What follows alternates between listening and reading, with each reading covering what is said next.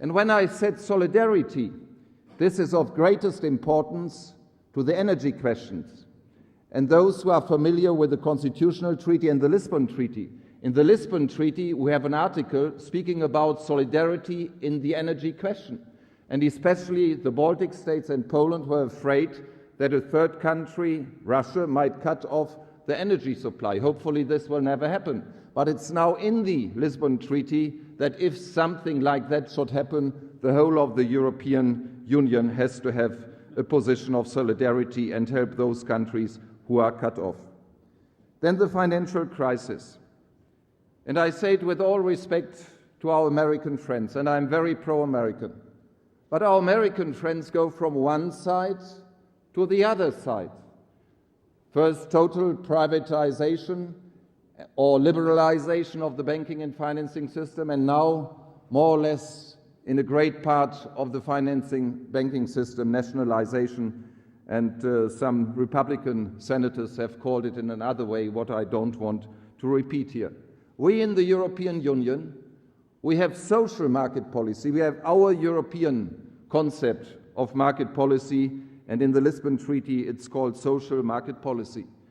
And now the proposals for legislation will come from the Commission. And the European Parliament has dealt with this question 2 weeks ago. And this is legislation which is co-decided by the European Parliament and by the Council of Ministers. And we need a better supervisory system about our banking system, and we need more transparency. And this is a task we have to do together. And this is not only a question of cooperation of states, which is very important. This is a communitarian system, and I hope in the end, once we have voted, everybody in the European Union will obey to it. My second last point is the Lisbon Treaty. I don't want to take into question that this Lisbon Treaty is necessary. It is our answer to a stable, strong, democratic, transparent European Union in the 21st century. It gives us more democracy because the European Parliament will be stronger, even the national parliaments will be stronger, local government will be stronger, and we have to see these different levels of democracy. And then we will have more possibilities to act in the world with the Foreign Service, which is a foreign service of the European Union, and everything will be much more transparent. And my last point is intercultural dialogue. And I think this is one of the most important things, and we have the Highness here, Royal Highness from Saudi Arabia. I think it's one of the most decisive questions of the future of our European continent and our neighbors, how we succeed to live with our neighbors in the Arab world, in the Islamic world, in peace together. But it must be based on truth and mutual tolerance. When we have mosques in Europe, and I'm in favor of having them, we have to insist that Christians in the Arab and Islam world can defend and live their beliefs as well. So tolerance is always a two-way road.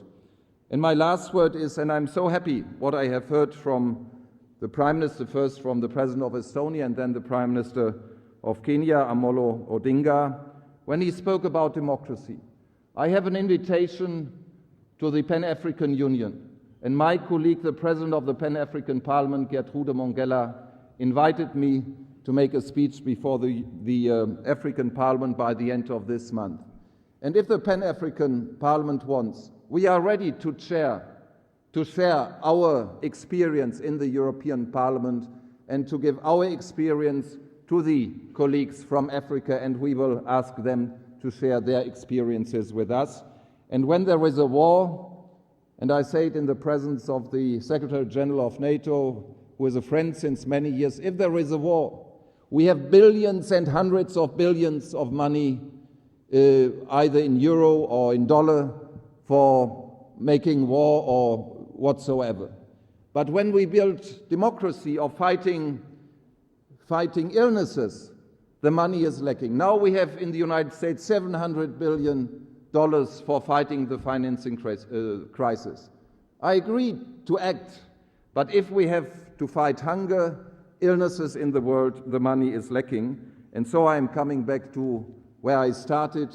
It's the dignity of the human being that is in the heart of politics, and I think we should think about that a little bit more often. We are not perfect in the European Union, we are not perfect in the European Parliament, but we try to defend our values, which are our European values, and if they are shared by others, we would be happy. Thank you so much.